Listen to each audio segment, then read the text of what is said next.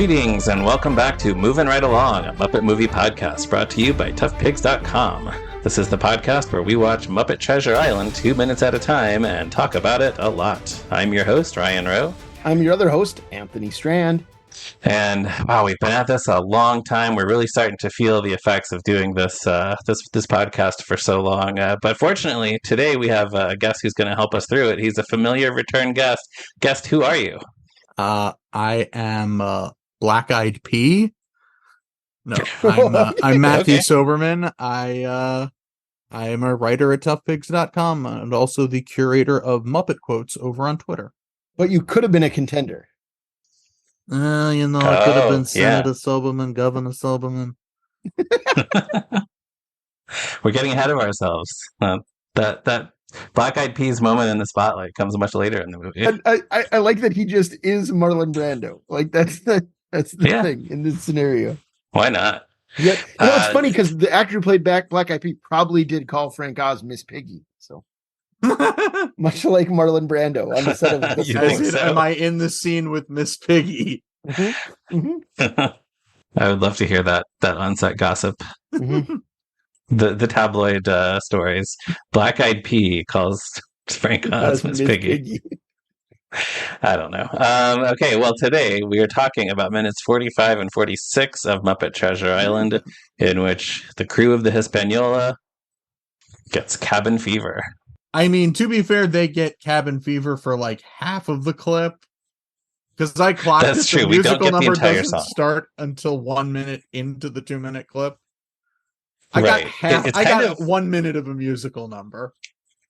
Yeah, but it's the one you wanted. Yes, so. It is the musical number I did want. I'm sure it was very popular. The song... I had to beat them off with a stick. You sure did, yeah. So we will have another guest next week, and you and him were the first two to request cabin fever, but not the last two. I can assure you. It genuinely was one where a lot of people asked for it, and we said, well, it's taken. So. Yeah, so there you go. People lining up, going cabin fever, cabin fever. It is arguably my favorite. Yeah, well, not arguably. It is my favorite movie. My favorite number in the whole movie. Sure. Right, okay. That's probably true for a lot of people. Yeah.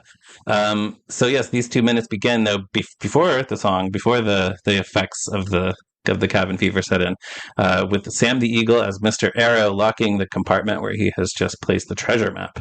On the DVD commentary, Brian Henson points something out that Muppet nerds probably had already figured out, and that is that Sam takes the arrow from Captain Smollett and locks it up with that key, because it's much easier for Sam to hold a key and turn it in a lock, because Kermit can't really do that with his little rod hands. But Sam has live hands. We should specify. Sam has live hands, yes. Sam can move his fingers. Or wings, as it were. Yes. But does Sam always have live hands? Because I feel like he's not a character we think about having live hands much. He does, I think he does. Right? Yeah. Well, they're covered in feathers, so It's not like other characters where you notice the fingers necessarily, maybe, like Beaker or Fozzie. Right. Maybe that's it. So then for about 8 seconds, there's the shot of the ship sailing onward, shot from this low perspective looking up at the sails as if we're on the deck, just kind of watching the ship sail. That's so cool. Like, we've talked about this already, but Brian Henson really does keep finding new ways to make the ship look majestic.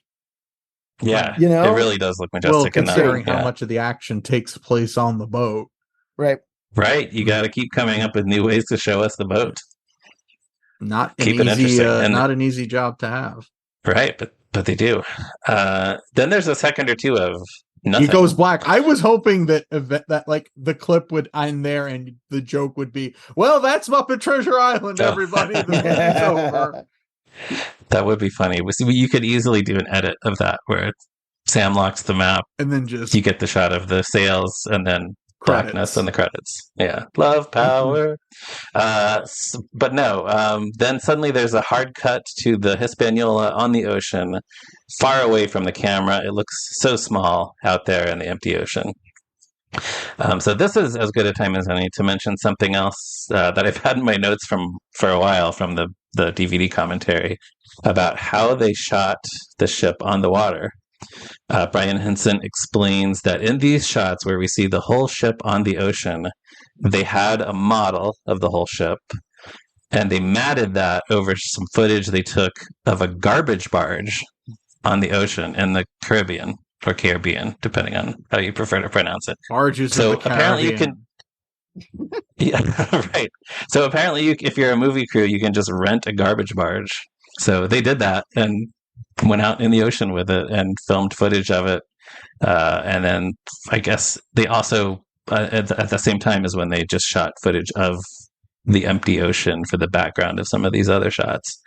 So that's cool. But it makes me wonder, how would they do this now? I don't know if they would. Maybe they would do something similar, but it would be CG that they would. They would probably not build a physical model of the ship. Yeah, they're just or maybe the whole shot would be CG. They would just look it up on the computer pages. Yeah, that's how they do everything. Or they just license the clip of Muppet Treasure Island. Could be. Yeah. Oh, they should do that. Maybe they have. If they have all these cool shots of the garbage barge out on the empty sea, maybe these have showed up in other movies and we just didn't even know it. Like the crowd in Manhattan, right? Exactly. The applauding audience in Muppet Take Manhattan. So what's happening on the ship? Well, everyone on the deck is just kind of lying around. Gonzo and Rizzo are sprawled out, lying on their backs. I don't think I'd ever noticed that before. I really love how they, make Rizzo look like he's breathing. Like, that's just one of those things you wouldn't normally think of in a Muppet movie. But, man, does it really sell that illusion of life? Yeah, that's true. And then we see Fozzie as Squire Trelawney is making paper dolls. Yeah. And Bunsen as Dr. Livesey is sunning himself with one of those reflective board thingies that I don't know the name of, but it's the same kind of thing that Janice uses in Great Muppet Caper. One of those thingies. I mean, they may very well be the same board. It could be. They might have had it in storage, yeah. Because I know they rarely threw anything out. That's true, and I have another note on that. Another note similar to that later. A theory, more of a theory than a note that I can confirm. But yeah, poor Beaker doesn't have anything to occupy himself. He's just sitting there, so he's the most bored of all. Mm-hmm. Well, old Tom is whittling, which I like. Oh, is he? I saw that he was sitting there. I couldn't tell if he was actually he's moving a knife, at least. Oh, okay. Yeah, which I like. Practicing being menacing. Yeah. Right. Yeah. So it's after the fade to black.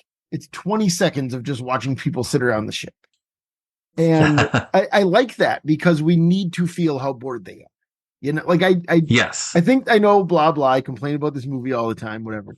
I do not mean this as a negative at all. I mean, that's the goal. Like that's what's happening, right? It needs to be boring so that the fun thing can happen next. Yeah. And I like that he lets it go that long. That we're just watching Muppets and people sit around. Yeah, wow, okay. We even get to see below deck. We get Long John and Jim. Yes. On KP. Yeah. Long John is cutting some sort of, I don't know, vegetables or something in the back, and Jim is just peeling potatoes. He's all sweaty and miserable. Then just on the deck, we see two human sailors. They are both just kind of staring into space. Mm-hmm. So one of these, the first one to speak is, his name is Calico Jerry. And he's the one who says, "It's been 6 weeks since we left England." And I'm glad I checked Muppet Wiki for his name because he has some other Henson-related credits. He was a suit performer on a few episodes of The Storyteller. He played Half Man in the episode Fear Not, the Heartless Giant in the episode of the same name, and both the Troll and the Trollop in the episode The True Bride. Which is such a great physical performance, the Troll especially. Both of them, the Troll and the Trollop. Just how they run around, just like a rhinoceros or something. They're grotesque but funny. Yeah. Yeah, it is a nice. He did a great job there, and it is nice because Heartless Giant meant he worked with Jim Henson because he directed Jim Henson directed that one. Yeah, mm-hmm. That's right. Yeah, good call.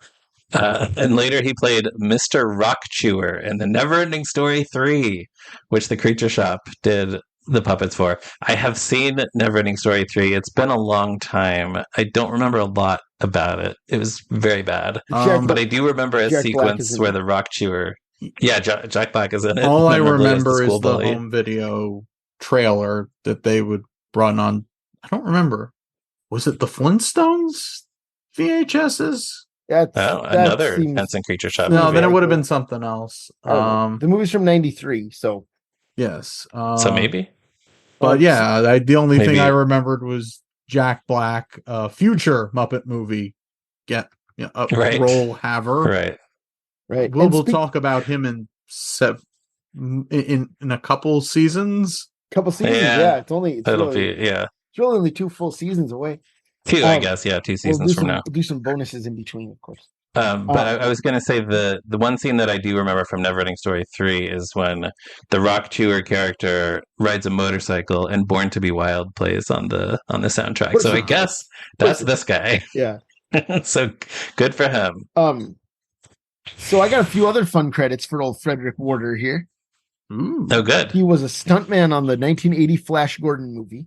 He is credited with special movement in that film. I don't know what that means, but it's fascinating to me. Okay. He is 004 in The Living Daylights, the first Timothy Dalton Bond movie. He dies at the beginning. He's an agent who gets killed on a mission at the beginning. And he is... I haven't seen that one in a while, but I remember enjoying it. It is. It has a great theme song by AHA. Who did that theme song? AHA. Oh, okay. Yeah, it's called The Living Daylights. Look it up. The rules. Yeah. And then this is almost another Henson connection. He's in Alice Through the Looking Glass, directed by James Bowman of the 2 Muppet movies that he directed. Fame. Oh. He plays the Mad Hatter's uncle, because that film features flashbacks to the Mad Hatter's childhood, where we see his family, including his uncle, played by Frederick Warder, Calico Jerry in Muppet Treasure Island. Ugh, yikes. Here's the thing about Alice Through the Looking Glass, though. It is definitely a little better than the Tim Burton movie that it's a sequel to. Like, it's not good. Okay. I'm not going to tell you to go watch it. Matthew, didn't we watch that for Movie Club? Yes, we did. Yeah.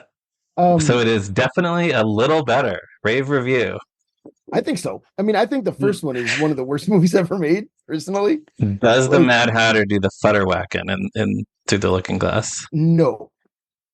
Okay. So it's definitely a little better. Yeah. And it also like makes a little more of an attempt to have a story, I think.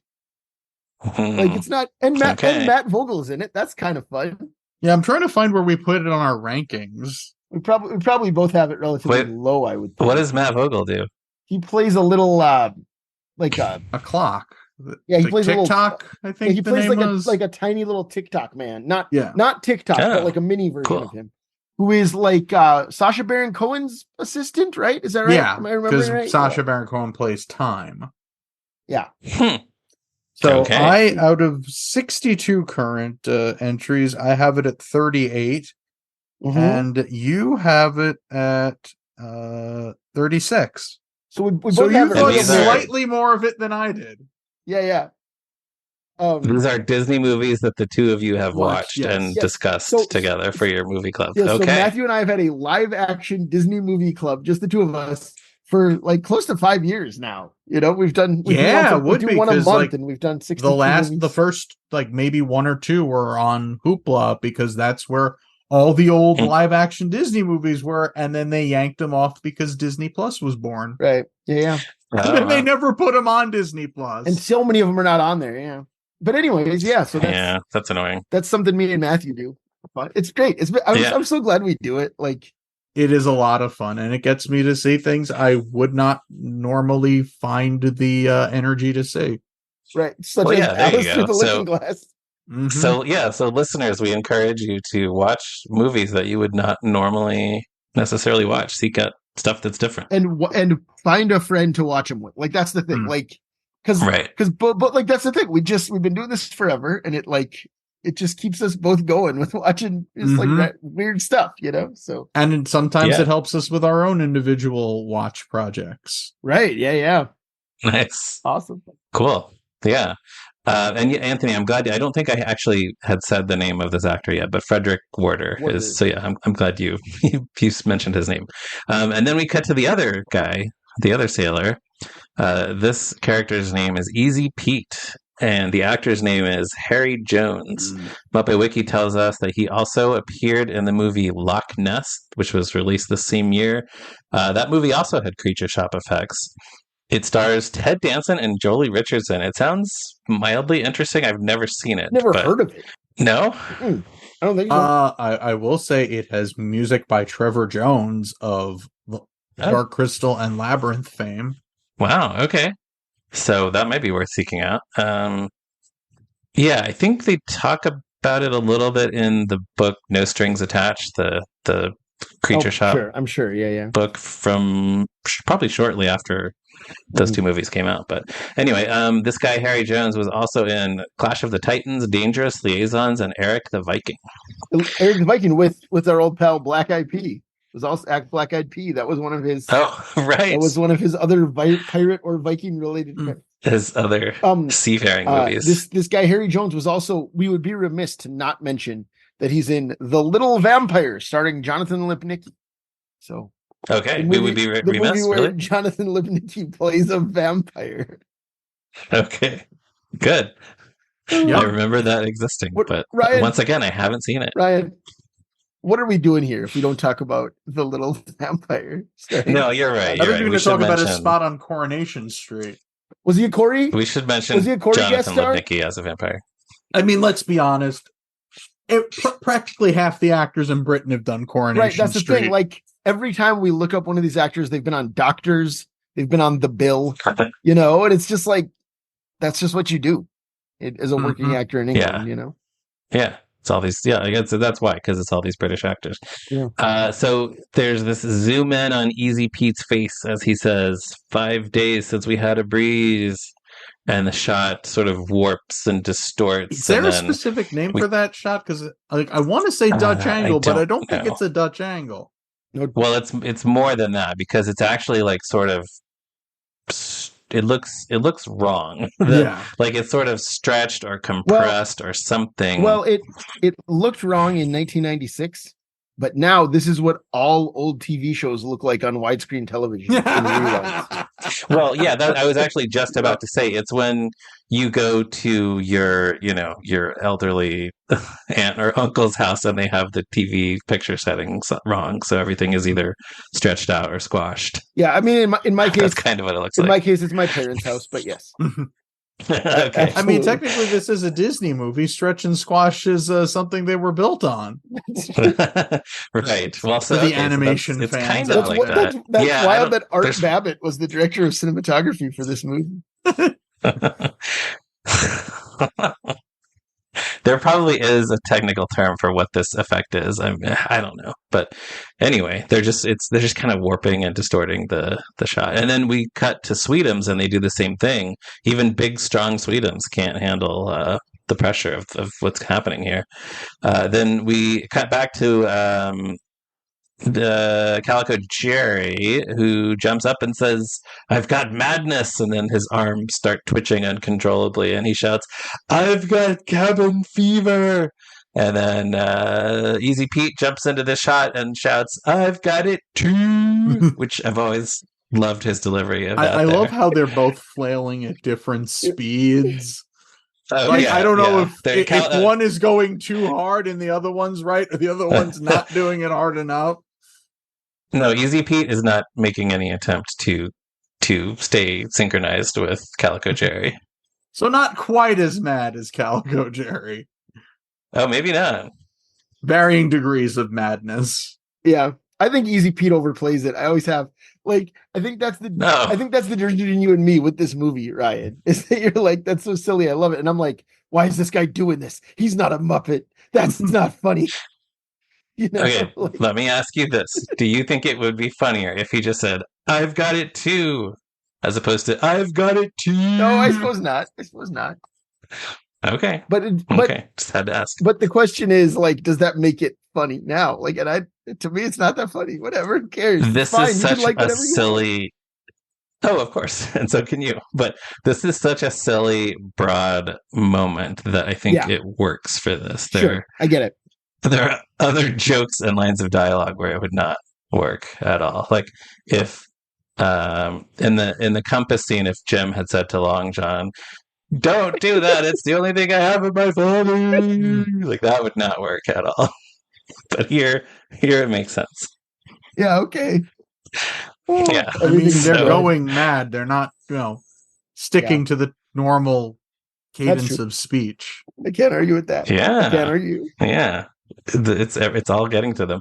And then the first Muppets who echo the cry of cabin fever are our old friends, Mr. Bitta, I don't know how to pronounce his name. He's the shaggy, orange-haired Muppet with the prominent nose.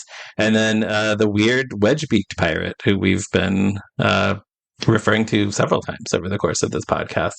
And this brings us into Jared's the song enemy. Cabin Fever. Jared's enemy, the wedge-nosed. Yes, the enemy of our friend Jared Fairclough, who does not like the design of the wedge-nosed. Loves Mr. Curly Twirly, hates wedge-nosed. Correct. That's Jared. He should really wear a name tag with that, just so hi, I'm Jared. Yeah. I hate the wedge nose. I love Mr. Curly Twirly. We should all wear name tags with the names of one Muppet we hate and one Muppet we love. Yup. So okay, I'm going all the way then, fellas. Who's on your name tag? Oh, gee. I have a hard time thinking of Muppets I hate. Yeah, that like I could tell you Muppets I love. Like throw Fozzie Bear on the love side, but Muppets I don't hate. I don't think I hate any Muppets in particular. Yeah. I don't know. I'll get back to you. All right, interesting. Do you have some in mind? Yeah, of course. It's love Mo Frackle, hate Pepe. Come on. Oh, okay. Oh. You're not even going for one of the weird obscure characters. Pepe, you're just jumping straight for Pepe. Then if you hate this season, you're really gonna hate next season. No, I like that movie so much more than this one, and I actually like Pepe in it quite a lot. It was I don't know if I've said this on the podcast. I didn't start to dislike Pepe until he became obsessed with touching Joan Cusack's butt. So there's that little window was the turning point between 1996 and 2002 where Pepe is tolerable. I liked him on Muppets Tonight. I liked him in Muppets from Space, and I still do. And then he spends the 2000s being like, "Hey, horny, that's the joke," you know. Yeah, I guess that's where that starts, huh? Yeah, I think he kind of interesting. We'll have plenty of time. Years. I think he has. I think they've realized like Muppets Haunted Mansion. I'm thinking he's not really horny in that one. It's really the bride that's horny. That's true. He just wants to meet some celebrities. Yeah, I wonder if they've decided that it's not as funny as they think it is. You know. Or maybe it doesn't seem as funny as it used to. Because he didn't do much of that in the 2015 sitcom either. Like he's just like one of the writers, you know, for the most part. Yeah, but it's. I guess that's true. It really is those two TV movies in the 2000s where he's just like all in on it, you know. I don't know. We can cut all this out. Well, there's plenty of time to talk about it later. No, I mean we'll get to those. Hey, we got to pad this episode out somehow. So we gotta. So Cabin Fever, we can get into specific lines and stuff, but Matthew, as you mentioned, you specifically requested the minutes with this song. So what is your general take on Cabin Fever? So I will say, just historically, after Muppet Christmas Carol, which is a fair, funny, but not like a very silly movie. It just is nice to have that burst of Muppet-inspired silliness. A lot of jokes crammed into 2 minutes of song. Great visual, a lot of fun visuals. It to me is just the most fun number in the movie, and I think that counts for a lot, even though it has little bearing on the plot. As you will see, really does not serve the story at all. It's just there to be a silly not at all musical number. Right, and you're right. It is sillier than probably anything in Muppet Christmas Carol. I would go so far as to say that it's sillier than anything in the first 4 movies. Would you say it's sillier than Happiness Hotel? Happiness Hotel is the one, maybe. Yeah. You're right. Yeah. Okay. But Moving Right Along does pack in a lot of jokes. That's true. But Moving Right Along, there's also some like character revealing in that. Like, you're ready for the big time? Is it ready for me? And it's just 2 characters, right? And I think both of those songs, and this is going to sound mean because this is just me not liking this song very much, but both of those feel more like a coherent song than this one does. No, where it's like all of a sudden we're doing a square dance or whatever, like. Yeah. Well, yeah. So yeah, this is what I was gonna say. Everybody who's listening to this has seen the movie, but yeah, this song sort of jumps from section to section and switches up to different genres. Right. Which certainly I was gonna say certainly makes sense thematically. Like if they're losing their minds, I think. Yeah. I think that's fine. I don't mean to be like, the premise of this song is faulty. Like that's not what I mean. To be clear. Right. Okay. But yes, there are also, like Matthew was saying, there are a lot of fun little effects in this number. Early on, there's a monster who says, "I've got cabin fever. It's burning in my brain as smoke blasts out of his ears." That's cool. And it's Jerry Nelson. Love that. That's Jerry Nelson. Yeah. The first lyric really of the song is Jerry Nelson sounding like Gobo freaking out. Yeah, pretty much. Great. I love it. Yeah. And then when Mudwell the Mud Bunny sings, "I got cabin fever. It's driving me insane," this little bird pops out of the top of his hat and tweets. Also cartoony. When three Muppets sing, "We're flipping our bandanas," the bandanas on their heads flip from side to side in time with the music. Also in there, one of the silliest Muppets from the classic Muppet Show era, Lew Zealand. Lew Zealand, there he is. Yeah, that's right. He's just one of the pirates. Yeah. That's like the one thing that stuck out of the 2 minutes. I'm like, yeah, kind of weird that like they picked an assortment of Muppet pirates, all of these characters that were maybe in like 1 or 2 episodes or something, so not really recognizable. And then you've got Sweetums, who has a big moment later in the movie, and Lew Zealand, who you'd think people would recognize. Like, not exactly a random Muppet. Maybe. I mean, he had a line identifying himself in Christmas Carol. He didn't say his name, but like... Yeah, but he does a boomerang fish joke. They know, people know who Lew Zealand is. Yeah. Oh, yeah. But it's great to see him. I mean, I'm all for it. I wish it was Lew Zealand, Marvin Suggs, Marvin Suggs would have fit in the song. Zelda Rose and her singing owl, like whoever, just like, it's like throw them all in as far as I'm concerned. Great. Throw Bert in the background. Yeah, exactly. Yeah, give me that Bert. I mean, we're gonna see Louise Gold in a second. It could have been Zelda Rose and her singing out. Mm-hmm. Could have been. Why not? But then, so you're. I think all of these characters eventually join the mutiny later in the movie, right? So you're saying that Zelda Rose is so traitorous as to join the mutiny against the crew? I think Marvin Suggs sure is. But then why would Lew Zealand be there? I'm glad that Lew has a part in the movie. Guys, this is I think it's fine for those characters to be playing pirates in this fictionalized I suppose, but then if you're going to do that, then it should be more recognizable Muppets. Right, sure. Yeah. Right. But you've kind of spread them out everywhere else. Yeah, it should be Turtles all the way down. I can't explain it, but something about picturing Zelda Rose as part of this group, it's not working for me. She's just such a generic, like whatnot, like facial features thrown on for that sketch. Clearly, right? Yeah. And the leader of the mutiny was Angus McGonagall. What if it was? Oh, see, he could have been in here. Yeah, taking revenge for getting bumped off the Muppet Show. Yeah, right. I mean, he did get to do a number with Mark Hamill. So. That is true. That's pretty good. Yeah.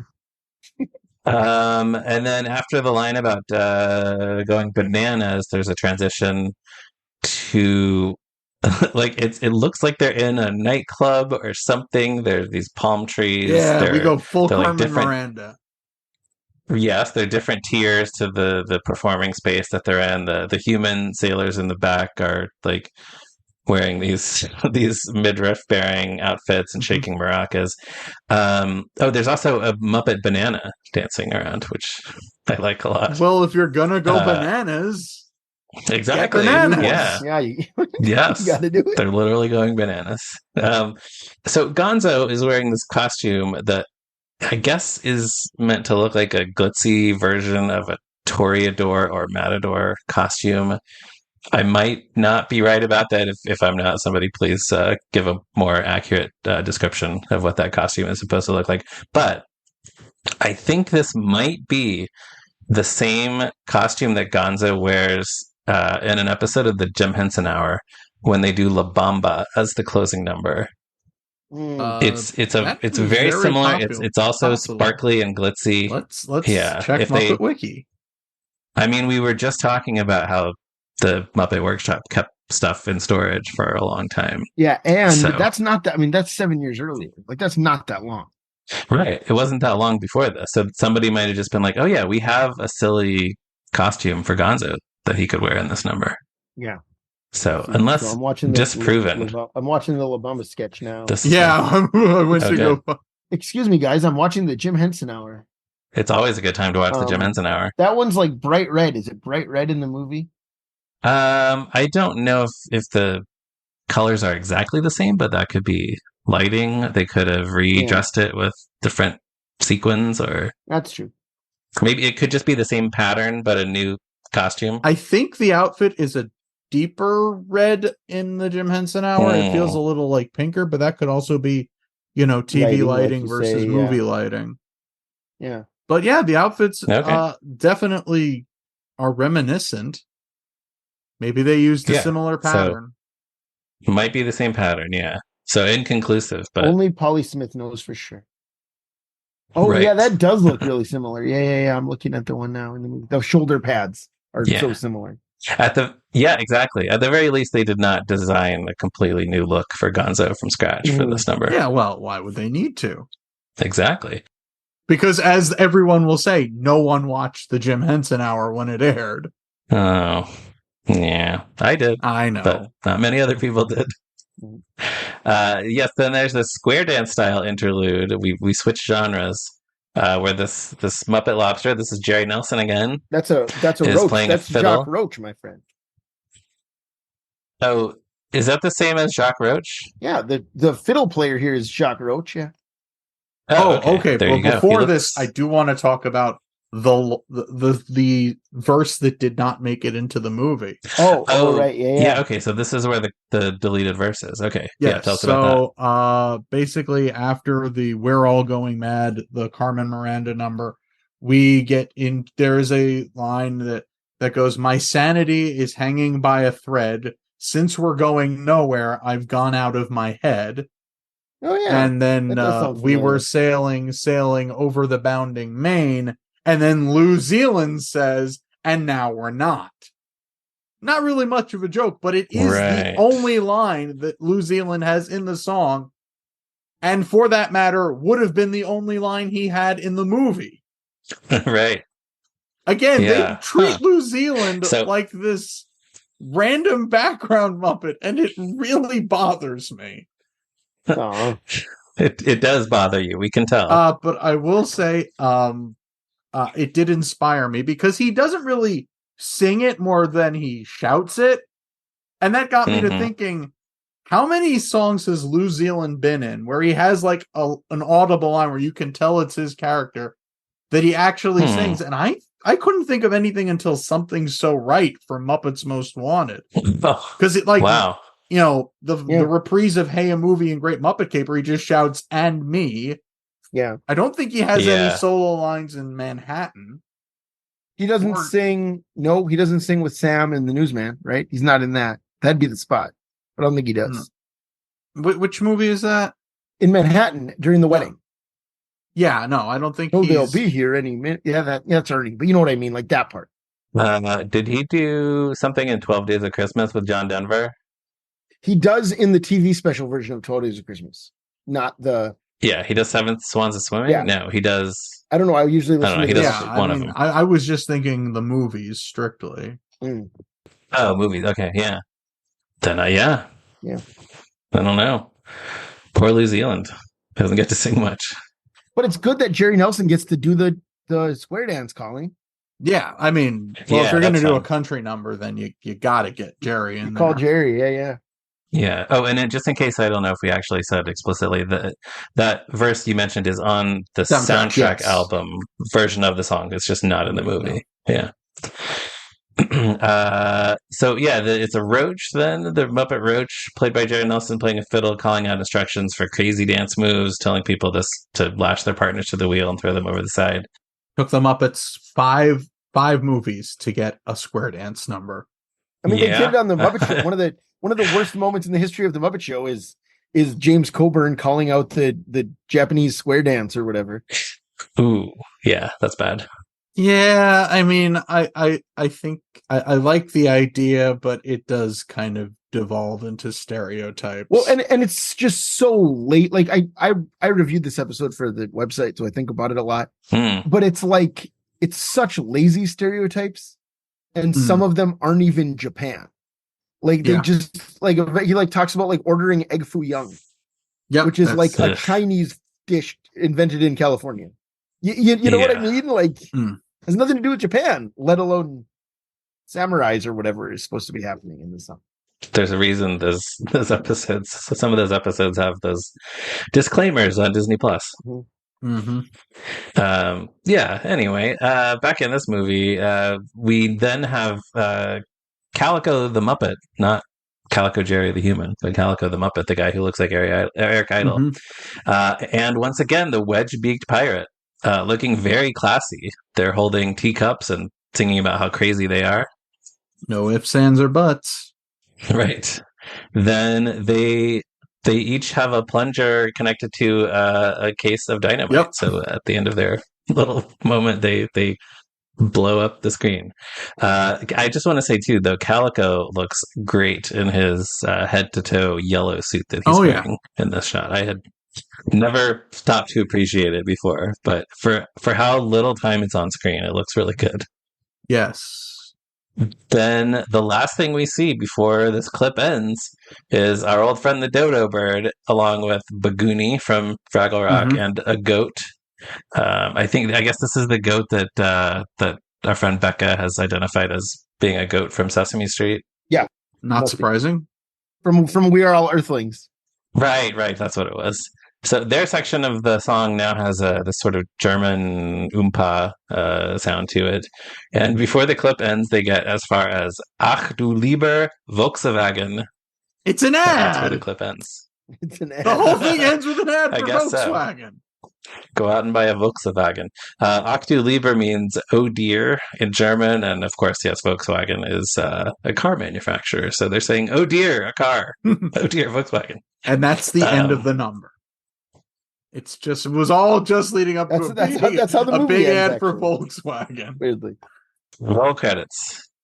But no, we'll hear more of these silly German phrases even next week. We'll come back and join the rest of the song.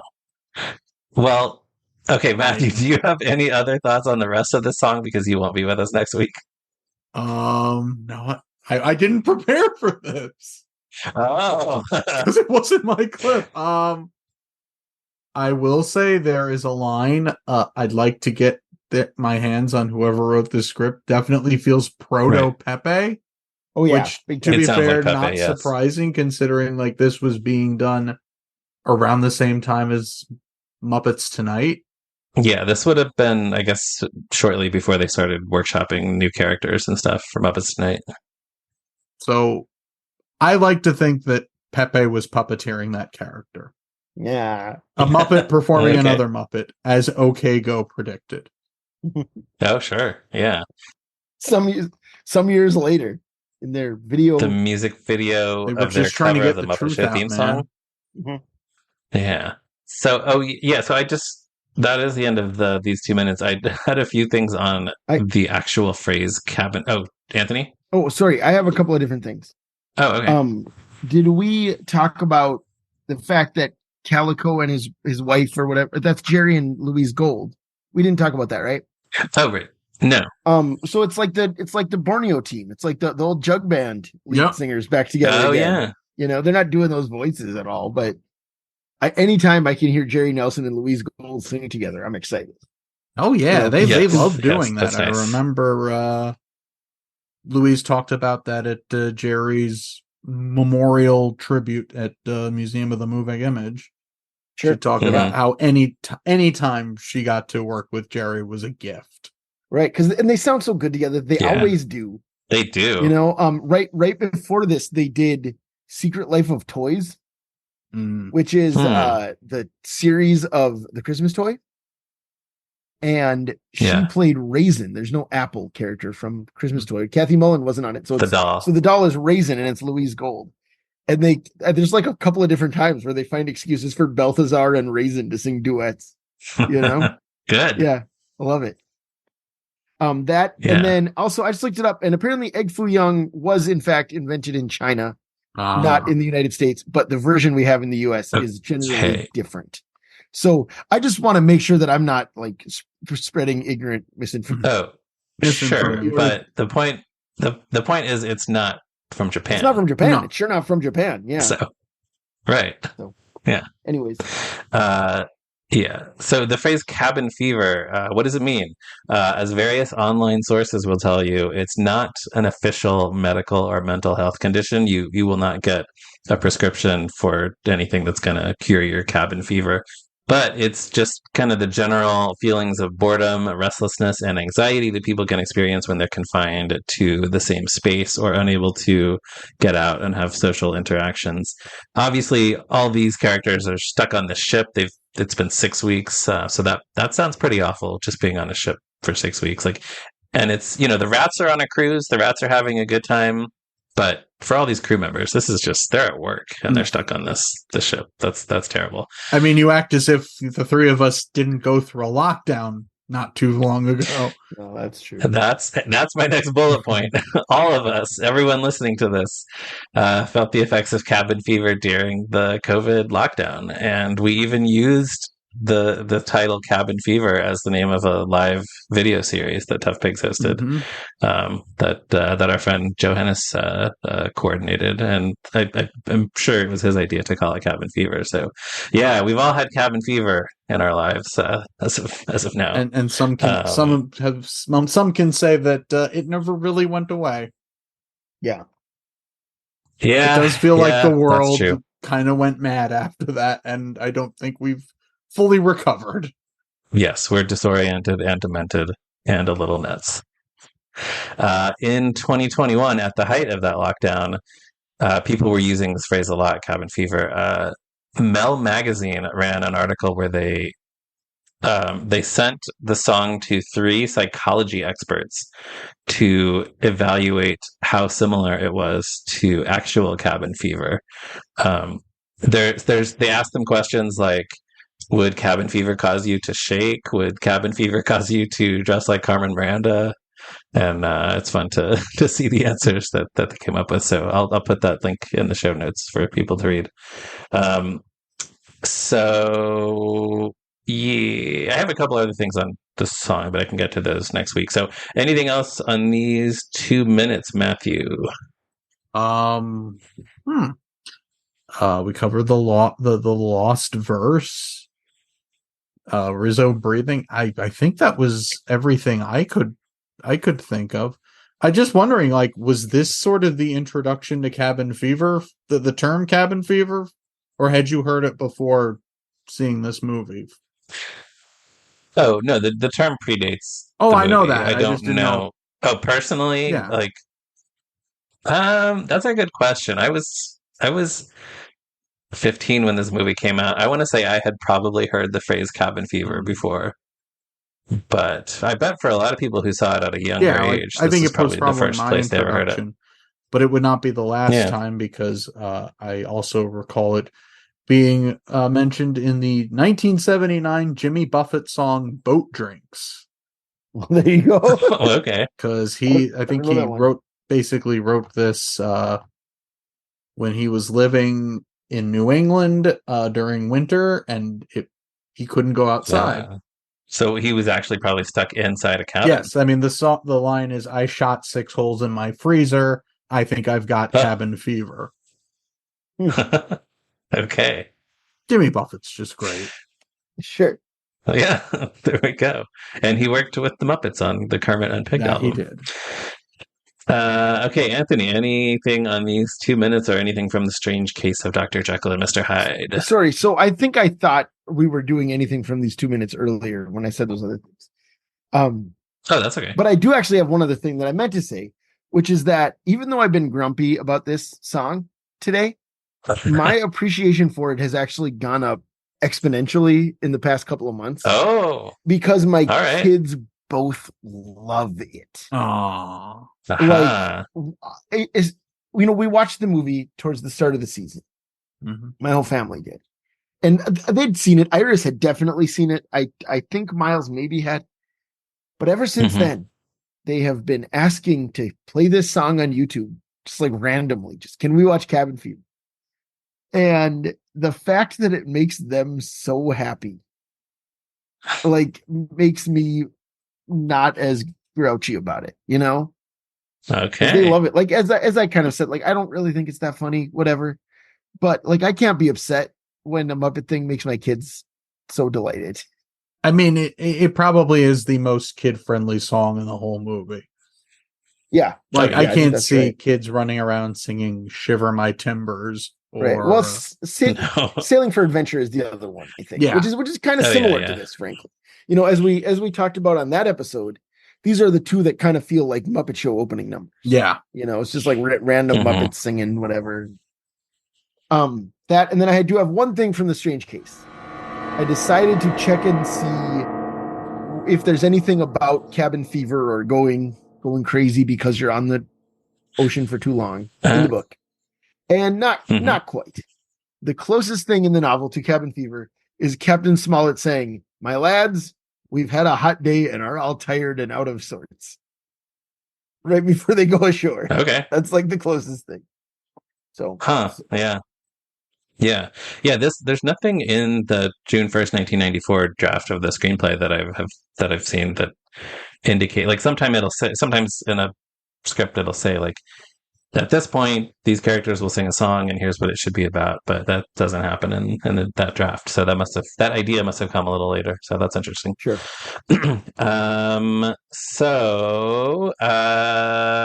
Matthew, as you know, we ask all of our guests 2 questions. The first one being, what's your history with this movie? Probably, I mean, I may have been too young to see Muppet Christmas Carol in the theater, but I definitely remember seeing Muppet Treasure Island in the theater. Okay. Afterwards wasn't on like overly heavy rotation, but to be fair, like the 2 I went to most was Muppet Movie and Great Muppet Caper. Those were like my go-tos as a kid. Yeah, I mean, it's just a good movie. I mean, I enjoy it. I will say it should be worth noting. One last thought on Cabin Fever is that when D23 put out a pair of commemorative pins to celebrate the film's 25th anniversary, one of them was Kermit as Abraham Smollett, and the other one was Fozzie in a Carmen Miranda outfit. No kidding. Okay. Interesting. Oh, so like that's one of those things that people, I guess, it stuck with people. People remember from the movie. Yeah. Yeah. So have I ever told you about Miles's obsession with Carmen Miranda? No.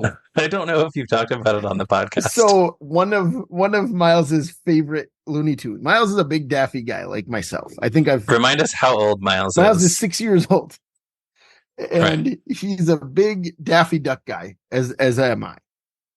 And one of his favorites, and one of my favorites, and a cartoon we've watched together many times, and Roz and Iris enjoy it too, is Yankee Doodle Daffy, the one where he has a little boy that he is the theatrical agent for, and he is trying to convince Porky that his boy is perfect for the show that Porky is producing.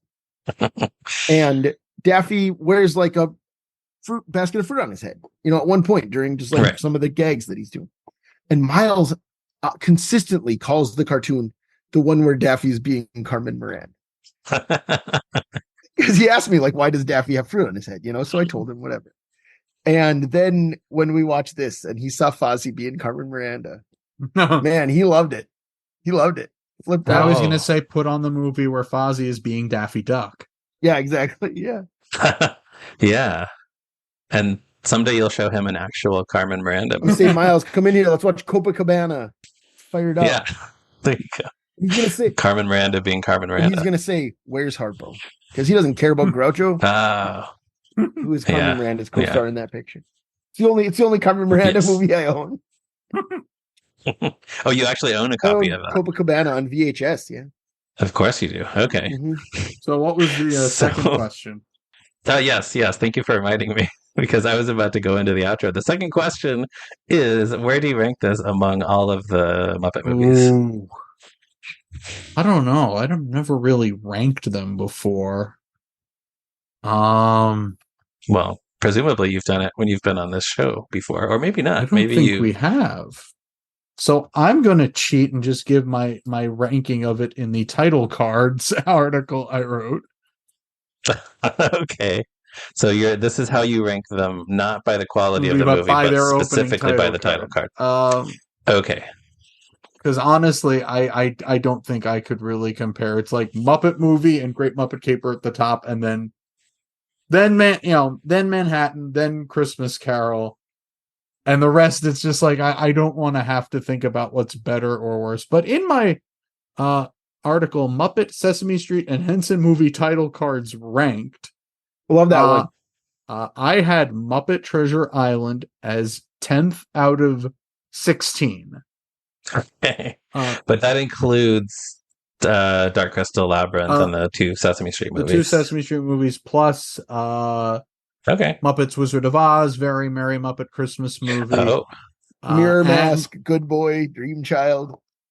We did not put in Mirror Mask, but I did put in Muppet Vision 3D because it's my damn article. Yeah. Okay, so there you have it.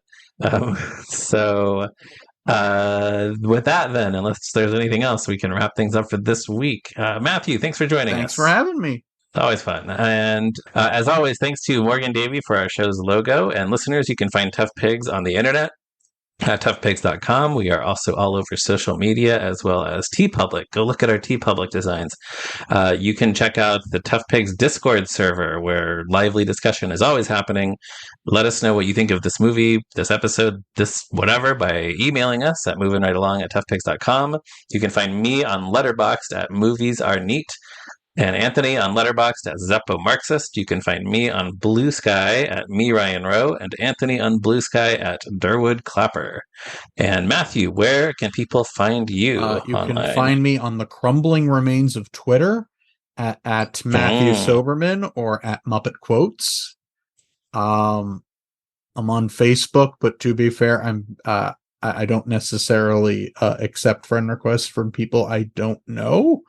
So maybe don't look for me there unless you know me and want to be friends with me. And I'm on the Tough Pigs Discord every so often. And you can always find me writing something at Tough Pigs.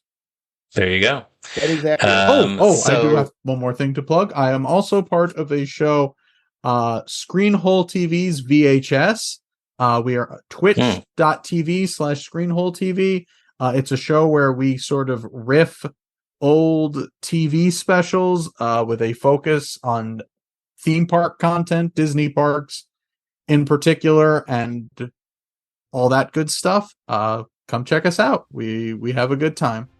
Yeah, I feel like that would appeal to a lot of the audience who listens to this podcast. So seek that out for sure. And listeners, also... please tell everyone you know to listen to Moving Right Along and join us again next week for another episode. Where we'll learn what Volkswagen they're talking about.